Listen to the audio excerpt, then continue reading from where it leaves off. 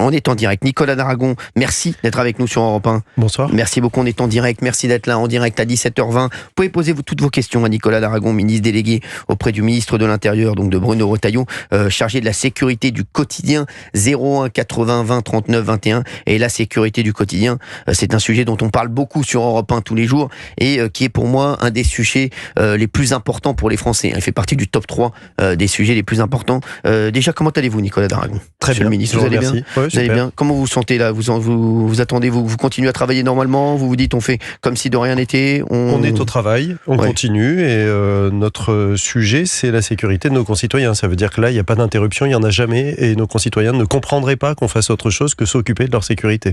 Est-ce que vous avez envie de rester au gouvernement? Est-ce que vous sentez que vous pouvez encore agir pour les Français? Et moi, je le disais hier, c'est vrai que si on change de ministre toutes les 3 semaines, tous les 1 mois, tous les 2 mois, ça va être compliqué de mettre en place des choses. Donc, et aujourd'hui, les Français, dans beaucoup de sujets, il y a énormément d'urgence. Il y a urgence dans le pouvoir d'achat, urgence dans la sécurité des Français. Donc, vous, aujourd'hui, cette motion de censure qui risque de tomber demain, 16h, Gauthier Lebret pour la première motion, il y en aura une autre plus tard le soir, puisque ce sera celle du c'est celle du Nouveau Front Populaire qui commence et qui va passer. Voilà, qui va passer tout de suite. Voilà, exactement, qui va passer tout de suite. Comment vous ressentez les choses? Comment vous vivez tout cela? En restant mobilisé pour les missions qui m'ont été confiées à la fois par Michel Barnier et Bruno Retailleau. Ça veut dire que tous les jours, moi je travaille avec les maires de France, je travaille avec les présidents de département, avec leur police municipale, avec les sapeurs-pompiers de France. Donc mon sujet, c'est d'être mobilisé pour les Français. Ça veut dire que la politique politicienne m'intéresse peu. Vous savez, je suis maire, donc j'étais maire de Valence. J'étais dans ma ville le week-end dernier. J'ai entendu mes concitoyens qui sont inquiets de ce climat politique parce que ce qu'ils veulent, c'est une trajectoire précise. Ils veulent des résultats. Et l'instabilité permanente, c'est ce qui les inquiète vraiment. C'est vraiment ça le sujet. Donc moi je continue de travailler et puis on verra bien. Le Parlement se prononcera. Michel Barnier est au travail. Je crois qu'il a fait une proposition de budget en discutant avec tout le monde. Advienne que pourra. D'un autre côté, vous savez, c'est quand même un contexte assez surprenant où on voit l'alliance des extrêmes sur une motion de censure. C'est ce qui est annoncé aujourd'hui. C'est un peu incompréhensible et illisible pour nos concitoyens. On a le RN qui nous dit qu'il veut protéger les Français modestes. Moi je dis ok, mais alors pourquoi voter une motion de censure qui va rendre imposable 380 000 foyers là demain? On a un Rassemblement national qui nous dit qu'il faut lutter contre le terrorisme. Je dis ok, mais alors pourquoi mêler ces voix à la France insoumise qui veut abroger le délit d'apologie du terrorisme? On a un Rassemblement national qui manifeste contre l'antisémitisme et qui va mélanger ses voix avec la France insoumise qui surfe sur l'islamisme et l'antisémitisme. Je peux aligner plein d'exemples comme ça. Donc ça veut dire que soit on s'arrête de travailler et on observe ce qui est véritablement un spectacle, vous en parliez à l'instant au Parlement notamment, soit on reste mobilisé sur ce pourquoi nous sommes rentrés au gouvernement. Moi je redis, je suis un élu local, j'ai été appelé pour ça, je continue de travailler avec mes collègues du gouvernement et les élus locaux sous la houlette du Premier ministre. Nicolas Daragon, ministre délégué auprès du ministre de l'Intérieur, chargé de la sécurité du quotidien, est avec nous. Gauthier Lebret va vous répondre dans un instant sur ce que vous avez dit. Sur les 380 000 foyers qui devraient être imposés, c'est vrai si le budget de 2024 est reconduit, sauf qu'il y a une loi d'urgence qui va passer pour qu'il ne soit pas imposé. Exactement, on va en parler dans un instant avec monsieur le ministre. Et vous nous appelez 01 80 20 39 21 sur la sécurité du quotidien. Posez-nous vos questions et réagissez, on vous attend sur Europe 1. On est en direct, à tout de suite. Europe 1, 16h, 18h. On marche sur la tête. Cyril Hanouna. On marche sur la tête, il est 17h32. Vous pouvez poser vos questions 01 80 20 39 21. Réagir à l'actualité, bien entendu, sur Europe 1. Dans On marche sur la tête, Nicolas Daragon, ministre délégué auprès du ministre de l'Intérieur, chargé de la sécurité du quotidien, est avec nous. Nicolas Daragon, on est très heureux de vous voir et on espère que c'est pas la dernière fois qu'on va vous voir, parce que on espère que c'est pas votre dernière radio. Hein. Quoi qu'il arrive. Bah oui, non mais c'est vrai. Je reste élu local et je suis très heureux aussi. Ça. En tout cas, pas votre dernière radio en tant que ministre délégué auprès du ministre de l'Intérieur, parce que il y a des choses choses que vous avez dites qui m'ont plu. Bon, et je pense qu'ont plu à nos auditeurs d'Europe 1. Quand vous avez dit lutter contre les incivilités, celles qui pourrissent la vie des millions de Français et qui parfois se terminent en drame, ça, c'est quelque chose que j'entends très souvent chez nos auditeurs, l'après-midi, des auditeurs qui nous appellent sur Europe 1. Et c'est vrai que ça, c'est quelque chose qui pourrit le quotidien des Français. Vous êtes ministre chargé de la sécurité du quotidien. Ça, c'est un fléau pour les Français. On a reçu les préfets, les patrons de gendarmerie et de police nationale il y a une quinzaine de jours à la convocation du ministre de l'Intérieur Bruno Retailleau pour demander que des plans départementaux soient établis.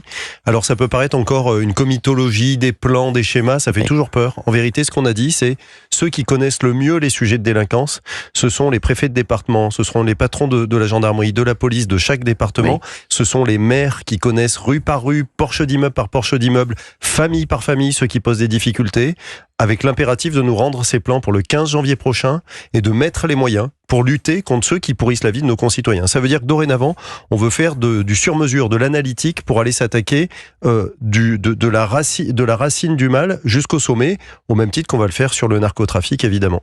Quand on parle de mexicanisation de la France, vous aimez ce terme ?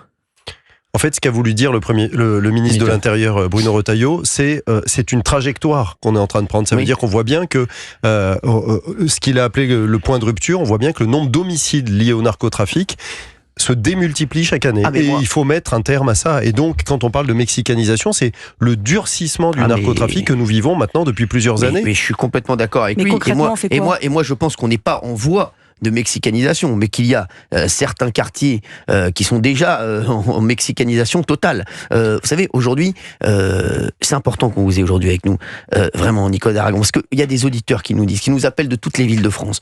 Il y a des auditeurs, ce matin, on a énormément d'auditeurs nantais qui nous disaient aujourd'hui, on ne peut plus sortir le soir à Nantes. On ne peut plus même aller se balader tranquillement avec nos enfants à partir de 18h. On a l'impression qu'il y a un couvre-feu. Vous vous rendez compte des villes qui étaient censées être tranquilles, comme Nantes, comme Rennes, comme Grenoble. Aujourd'hui, c'est incroyable d'entendre ça. On a un vrai sujet sur le continuum de sécurité. Ça veut dire que ces villes que vous venez de citer, ce sont des villes dans lesquelles on a, je pense particulièrement à Grenoble, des maires qui ont estimé que la sécurité était de la stricte compétence de l'État. Ça veut dire que beaucoup moins de policiers municipaux, beaucoup moins de caméras de vidéoprotection, en nous expliquant que les caméras fliquent les gens et que ça se fait pas, et que les policiers municipaux, ils peuvent pas s'occuper de l'insécurité. Moi, dans ma ville, j'ai fait tout le contraire, mais je l'ai fait comme beaucoup de maires en France. J'ai doublé les effectifs de police municipale, j'ai triplé le nombre de caméras. Vous les avez armés ? Le sujet, bien sûr, qui sont armés. Bien sûr, parce que dès lors qu'on subit des phénomènes de narcotrafic, ça veut dire que c'est une criminalité qui est lourde. Et moi, je veux pas qu'un policier municipal devienne une cible qui se balade avec une cible dans le dos. Donc, il faut mettre les moyens. Et dans le continuum de sécurité, les maires ont un rôle. Et donc, j'insiste vraiment sur ce sujet puisque c'est celui qui m'occupe. Et ensuite, l'État peut apporter des moyens complémentaires. Évidemment, je vous ai parlé de ces plans départementaux. Je vous parle également de la loi sur le narcotrafic que nous ambitionnons de soutenir en février prochain, où d'abord, il faut mesurer l'ampleur du phénomène, ce qu'ont fait les sénateurs Blanc et Durin parfaitement. Ensuite, il faut allouer les ressources nécessaires, ce parquet spécialisé contre le narcotrafic, l'OFAS, l'Office français de lutte contre les trafics de stupéfiants, mais aussi s'attaquer au mal de la racine au sommet. C'est ce qu'on n'a jamais fait. Ça veut dire que les amendes forfaitaires délictuelles contre les consommateurs, il faut qu'elles soient appliquées systématiquement. Pas de demande, pas d'offre, c'est le principe. Et jusqu'à présent, on a été un peu trop naïf sur ce sujet. Avec Bruno Retailleau, on a décidé de s'attaquer à ce phénomène frontalement, on l'a annoncé et on le fera notamment avec les sénateurs. Nicolas d'Aragon, vous avez parlé de certaines villes de France, par exemple. On a vu le maire de Bordeaux faire marche arrière. Voilà, il a fait machine arrière sur la police. Donc il a bien vu que c'était complètement utopique de pouvoir tenir une ville sans police municipale armée. Donc aujourd'hui, on le voit bien qu'il y en a qui font marche arrière. Mais c'est vrai que moi j'entends, on le voit tous les jours sur Europe 1, on entend des Français qui nous appellent des quatre coins de la France, qui nous disent tous une seule chose: on ne se sent pas en sécurité. Mais c'est sur la sécurité du quotidien. Vous êtes chargé de la sécurité du quotidien. Et ça, je trouve que c'est très important. Parce que les Français, ils nous parlent de leur quotidien. Qu'est-ce que c'est que la sécurité ? C'est c'est des jeunes qui peuvent pas aller en boîte de nuit, qui se disent le samedi soir, on va pas sortir en boîte de nuit parce que on a 2 chances sur 3 que ça se termine mal. C'est ce que j'entends. C'est pouvoir sortir avec ses parents tranquillement. Donc tout ça, j'aimerais bien qu'on en parle et qu'on parle également dans un instant, Nicolas d'Aragon, des OQTF. les OQTF, ça devient quand même un énorme sujet. On en parle tous les jours ici. Et on va parler aussi d'un autre sujet, c'est que tous les auditeurs qu'on a ne croient plus en la politique. Pour 80% des auditeurs qu'on a, vous êtes un jeune ministre. Et voilà, j'aimerais bien savoir, vous, comment vous avez senti les choses quand vous êtes arrivé en fonction. Est-ce que vous êtes dit, on peut faire des choses, ou bien est-ce que vous allez nous dire, vous pouvez nous dire, voilà, non, c'est compliqué aujourd'hui de faire avancer les choses en France. On en parle dans un instant. Vous nous appelez 01 80 20 39 21. On est là sur Europe 1. On est avec Nicolas Daragon, ministre délégué auprès du ministre de l'Intérieur, chargé de la sécurité du quotidien. On revient dans 1 minute exactement sur Europe. Voituré, Europe 1, 16h, 18h. on marche sur la tête. Cyril Hanouna. Nicolas Daragon, ministre délégué auprès du ministre de l'Intérieur, chargé de la sécurité du quotidien, est avec nous sur Europe 1. Posez-lui toutes vos questions 01 80 20 39 21. Réagissez à tout ce qui se passe, la censure, etc. Vous réagissez sur Europe 1, il est 17h40. Merci d'être avec nous en tout cas, monsieur le ministre délégué, monsieur le ministre délégué. Il y a beaucoup de questions déjà au sein de l'équipe. Il y en a plein qui veulent vous poser des questions. Valérie Benaïm, oui. Oui, tout à l'heure sur le narcotrafic, vous évoquiez, vous attaquez de la racine à la cime du sujet, et vous avez évoqué très rapidement le consommateur. On a compris que c'est le consommateur. Ça veut dire que le consommateur est aussi responsable que le narcotrafiquant ? Bien sûr, pas de demande, pas d'offre, c'est le principe de base. Donc pas de consommateur, plus de revendeurs.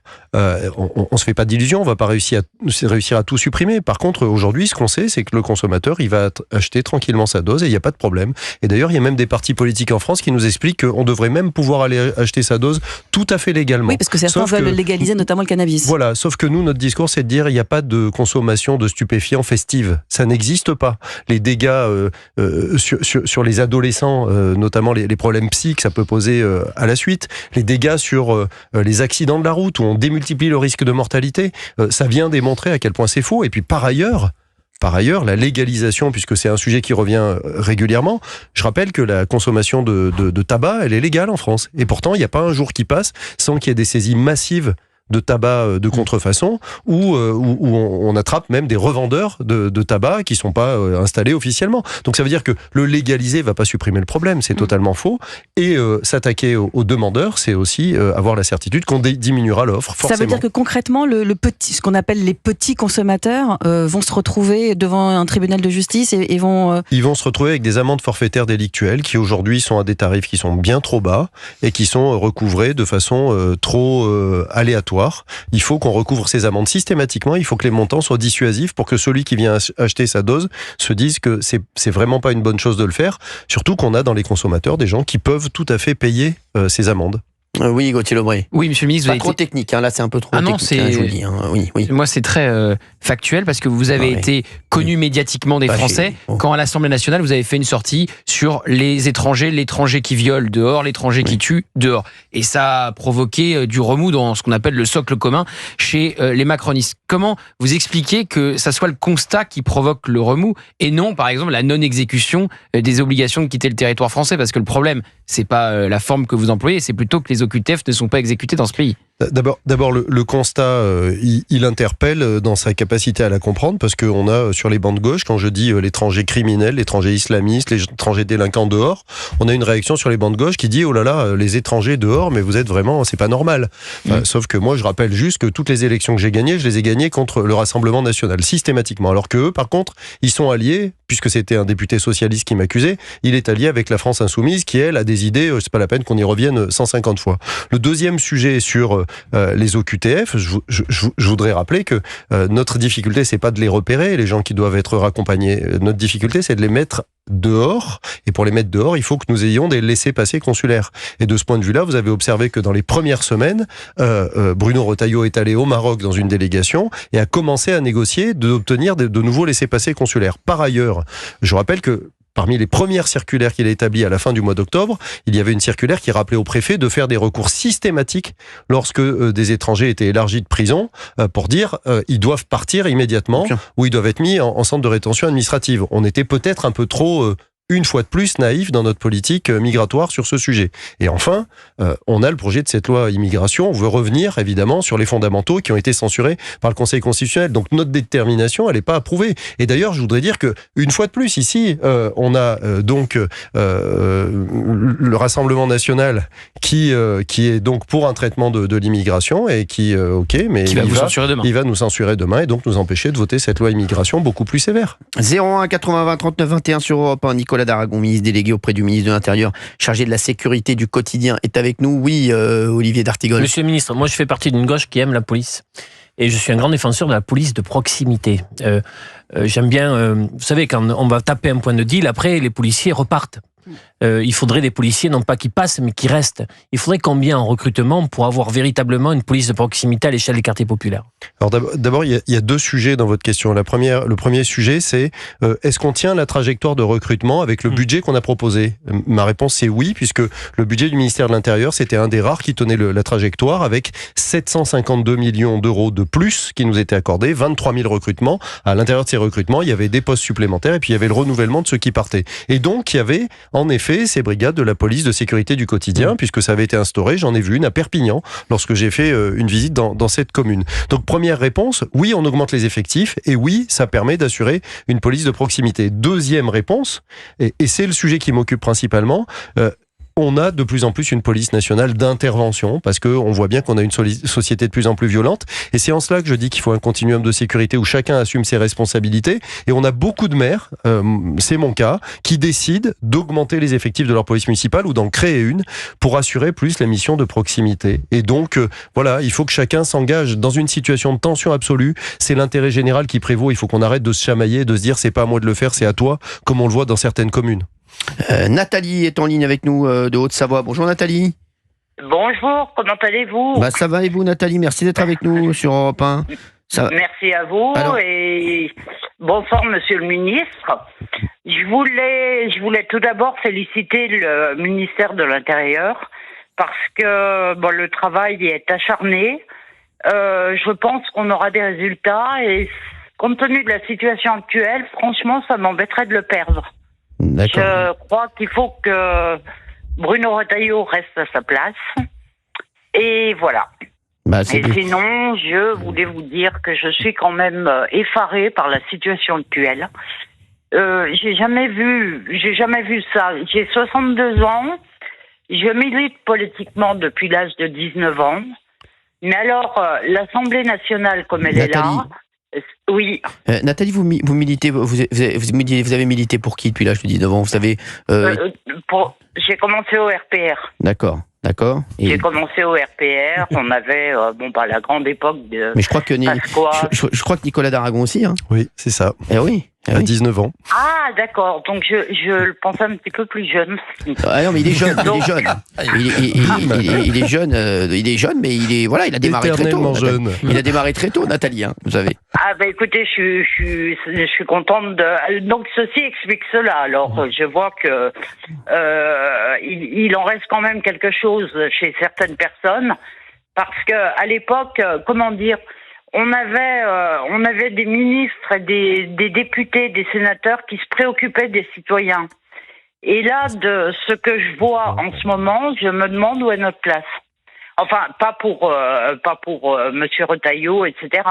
Mais Marine Le Pen et LFI, quelle est leur part de, comment dirais-je, ils veulent aider les citoyens en quoi?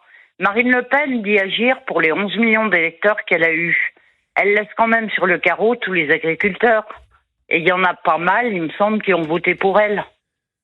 Mais alors, les agriculteurs, c'est vrai que là, la situation va être figée. Parce qu'il doit y avoir des aides d'urgence qui ne seront pas débloquées en raison de l'absence de vote sur le budget. Non, aide d'urgence, c'est urgence. Et c'est vrai qu'il y a une énorme urgence pour les agriculteurs. Donc là, si ça traîne encore pour eux, il y a beaucoup d'agriculteurs qui, c'est au jour le jour. Hein. Ils peuvent, chaque mois, c'est une bataille pour arriver à s'en sortir. Il y a eux et les profs qui sont vraiment lésés parce que les profs devaient être augmentés aussi avec ce budget. Il devait y avoir une revalorisation.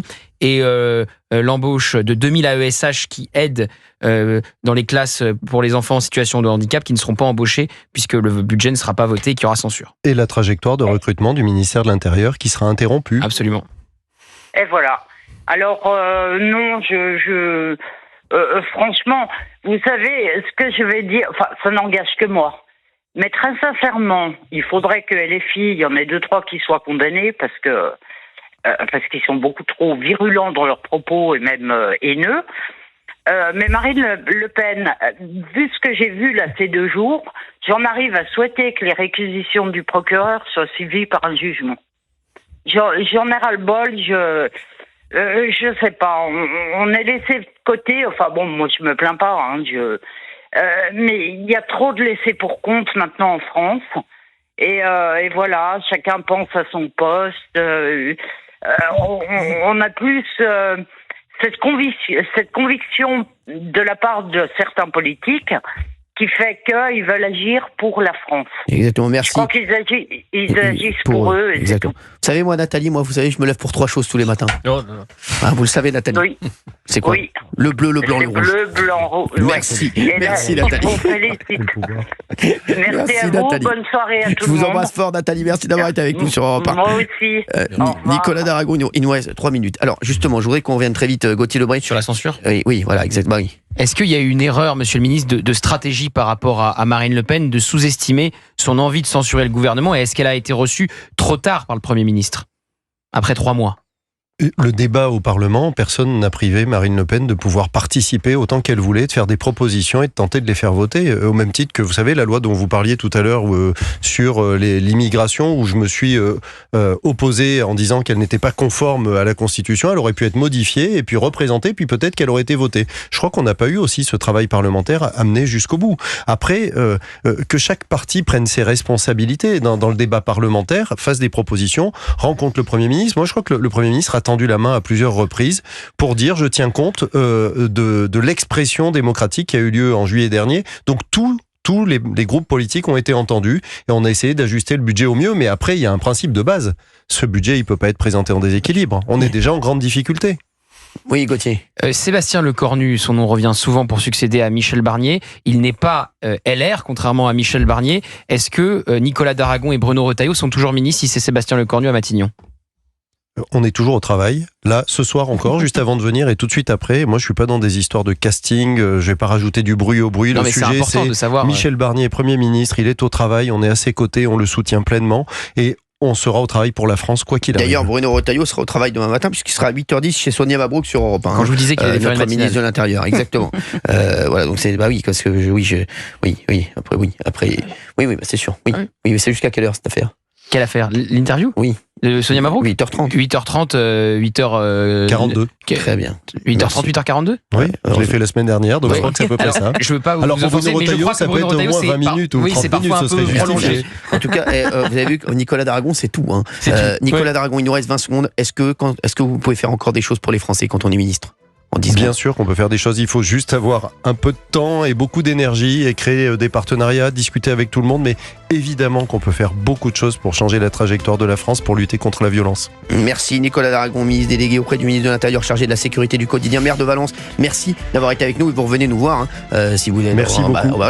On suivra votre avenir avec attention. En tout cas, merci d'avoir été avec nous sur Europe 1. À suite Punchline avec Laurence Ferrari sur CNews et Europe 1. À tout de suite.